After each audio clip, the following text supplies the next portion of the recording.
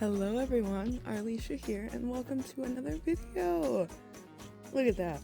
Oh, look what we've got there. Oh, it's paint. Oh, it's paint and a gorgeous frame. So, I found this little frame candle holder at the thrift store for $3, and it's made of real metal. So, it's magical. It has to have a candle in it, and it has to have a painting in it. So, I had an idea right away of what I thought would look really cool in a frame like this. The gold, I think, would look really gorgeous with some earthy greens and neon pinks and whimsy and magic. We got it. Those are like the most important ingredients are the whimsy and the magic, as the frame kind of requires it. Listen to this spooky story. We're just coming out of spooky season, but it will live on forever in our hearts. And so listen to this spooky story. Okay, so there I was. It was a bright and sunny day on a Tuesday, probably like 11 a.m., and I was at the Goodwill, the thrift shop, with my partner, Jared. There we were at the store. We're walking down the aisle, and Jared spots this candle holder frame. The one that this video is about. He picks it up, and I go, "Oh, that's a good find." And he flips it over, he looks at it, and then he puts it back down and walks away from it. And I was like, "Oh, that's the scariest thing I've ever seen." So I ran up to it and I picked it up and I'm like, "Of course I'm buying this." And I gave him a sort of look, a sort of like, "How dare you look," as I put it into the cart. He wasn't looking. All of this entire grand narrative was happening inside of my head exclusively. He had moved on to something else that he found to be more interesting. And I just enjoyed the ooky spooky destiny of it. Uh, and then told him about it, and he was like, "Ah, cool. I see. Sweet." And then he had his own, because we all do have our own narratives that are ever persisting. It's just perspective. So I've got gouache here. This is the Himi Mia gouache, that big chunky set with 50 some colors. I don't know. I'm not sure. I'm truly not. Big set of gouache, big set of paint, relatively inexpensive paint, but it's really fun to play with, having just a fun big variety of colors. And this is also just a mixed media sketchbook. This is my actually, this is a sketchbook I made using Canson XL mixed media paper. So inexpensive supplies on some inexpensive supply going in a, for me, inexpensive frame. And all of these things will come together to make just magic. And then I'm going to take the magic and I'm going to stick it on my wall and I'm going to look at it every day. And I'm going to put a candle on it and try not to light the magic on fire. That's the goal. Have the magic, enjoy the magic, observe the magic. Do not burn down any part of it. That's the goal. This frame was just a frame. It has no backing piece and no glass. So I will have to do something about those things. Not going to do that immediately now for this video, but just know in your head that it will happen at some point. You can just go, I wonder if Arlie has put glass in that frame yet, or if that painting is still exposed to the open air. These are the things, of course, that I will be pondering myself, but it would be a foolish waste of my thinking power to assume that other people would be thinking these things about me. You see, this is how we get into spirals of self-deprecation and anxiety. You're thinking about you more than anyone else. And if anyone else is thinking about you a whole lot, like a lot, well, it could be jealousy or projection, but you definitely shouldn't take it personally, you know? That's what these little winged creatures have taught me. These little bean-shaped loafy guys with their tiny little nubbin feet, their cute little booties, and their numerous wings. It's not really a set number. It doesn't have to really be the same. Sometimes they have little crowns. Love that. Yeah, they've just taught me that nothing's that big of a deal. And it's enough to love things. That's a good enough reason to love them, is that you love them. You know?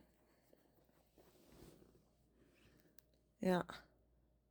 So, oh yeah, a really cool thing about this. You may be looking at this painting going, hey, that looks like it could be a really cool shape for a bookmark, and you would be correct. It would be a really cool shape for a bookmark. So I'm going to be making this piece into a limited number of bookmarks that will be made by hand, by me. And I'm going to laminate them, and I'm going to put little bits of yarn on the end. They're going to look super cute. So, if you would like a bookmark, keep an eye out and be on the watch for that. I'll make a post here on the YouTube community thing when those are ready, and also on Instagram, so you can follow me on Instagram. I frequent that place like a troll under the bridge sometimes. Sometimes I'm just lurking around, but I do occasionally go atop the bridge to say things, share things, but I'm always lurking.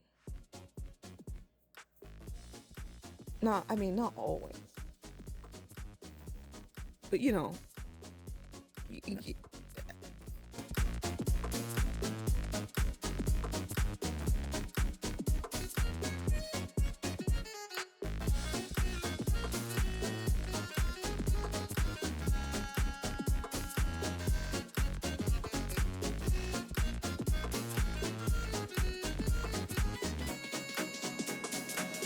the general aesthetic I'm going for in my home at this point is sort of like a wizard tower, Jumanji, druid, witch house. That's the sort of feeling that I want to be feeling, and so it's what I will surround myself with. And I'm really excited for the role that this is going to play in that. I have a couple ideas for where it's going to go. The candle holder makes me want to put it somewhere where it could catch a fun little pocket of light. Like I was thinking maybe in the stairway between the first floor and the second floor. Could be really cool there.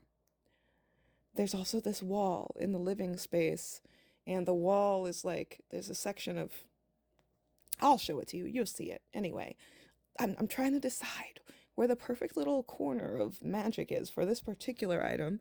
And then it's exciting because I can move on to the next thing, the next little bit of magic that I want to spend time making and creating. And then over time, yeah, I've been spending so much time doing all the art on paper. And then that paper goes in a drawer. Or, sometimes it goes to somebody else. But sometimes I finish a painting and it just stays in a sketchbook, scorchboard, or it goes in a drawer, And what if the paint was on things that I could actually see around me? And then you paint the things you want to see around you. Whoa, is this what art's for? Am I understanding? Am I remembering that I'm making my art for my own joy? And that the best way to, bring joy is to, be the joy you want? Because that's happy. Huh? Come on. Are we being happy? That sounds a little scary. Are we being happy? I think we are. Oh, but that's very nice. Greens. I remember there was a time where greens felt so far away. Like they were always just there, right around the corner, using greens. But for a while, I was scared. Turns out fear can propel you through many a time. But now I'm starting to see the potential of the greens. And I feel like in this piece I'm just beginning to contemplate, you know, the power of the shrubbery, the plant, the chlorophyll of it all.